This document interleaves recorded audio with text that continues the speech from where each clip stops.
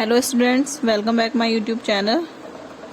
तो चलिए स्टार्ट करते हैं हमारा आज का वीडियो। हमारे आज के वीडियो में हमारा टॉपिक जो है वो है घरेलू हिंसा यानी डोमेस्टिक वायलेंस।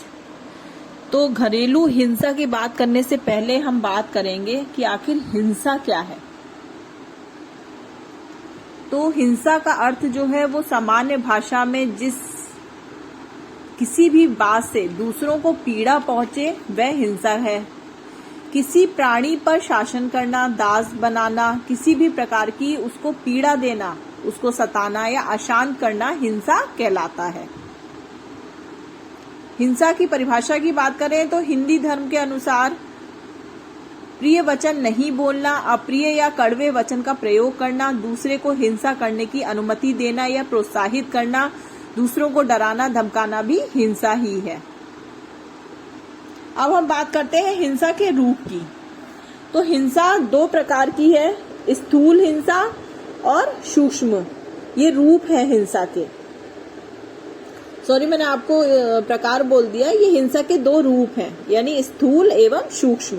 तो स्थूल हिंसा से तात्पर्य ऐसी सभी बातों से है जो प्रत्यक्ष रूप से दूसरे की पीड़ा का कारण बनती हैं। फॉर एग्जाम्पल के लिए लोग आपस में गाली गलौज करते हैं, मारपीट करते हैं, हत्या करते हैं, बलात्कार जैसी आदि घटनाएं जो है वो स्थूल हिंसा कहलाती हैं। यानी ऐसी घटनाएं जिनसे दूसरों को पीड़ा हो वो स्थूल हिंसा कहलाती है। अब सेकंड है सूक्ष्म हिंसा। तो सूक्ष्म हिंसा जो है वो दूसरों पर अपने विचार, मान्यताएं थोपना, किसी का अनुचित फायदा उठाना आदि सूक्ष्म हिंसा है।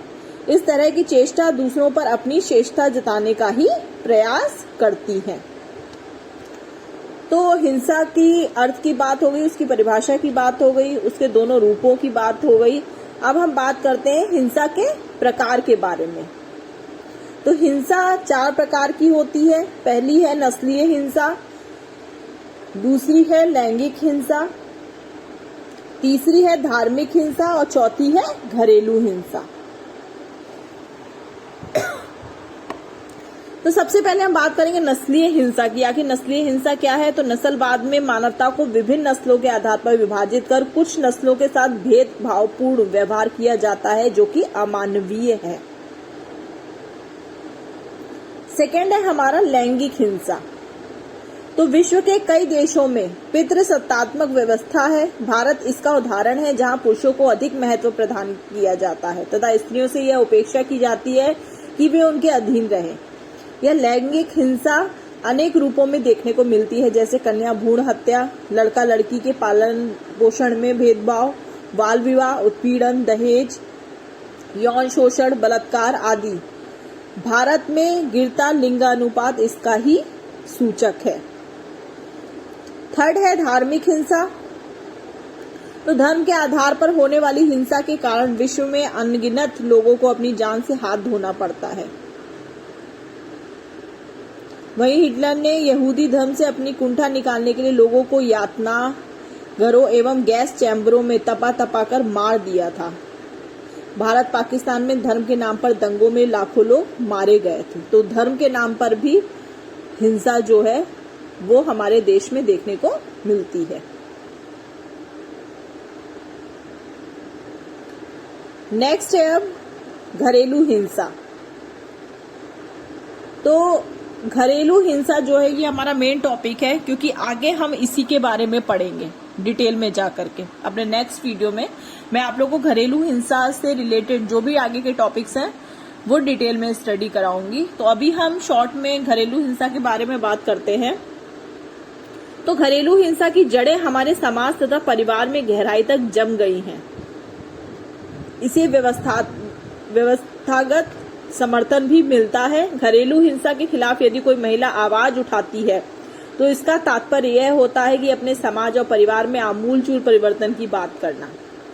प्रायः देखा जा रहा है कि घरेलू हिंसा के मामले दिनों दिन बढ़ते जा रहे हैं। परिवार तथा समाज के संबंधों में व्याप्त ईर्ष्या, द्वेष, अहंकार, अपमान तथा विद्रोह घरेलू हिंसा के मुख्य कारण हैं। परिवार में हिंसा के शिकार केवल महिलाएं ही नहीं बल्कि वृद्ध और बच्चे भी बन जाते हैं। प्रकृति ने महिला और पुरुष की शारीरिक संरचनाएं जिस तरह की दी हैं उनमें महिला हमेशा नाजुक और कमजोर रही है।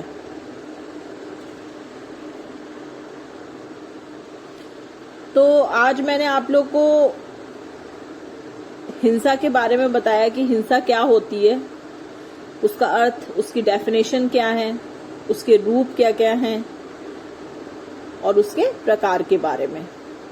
तो ये आगे मैं आप लोग को घरेलू हिंसा वाला जो टॉपिक पढ़ाऊंगी तो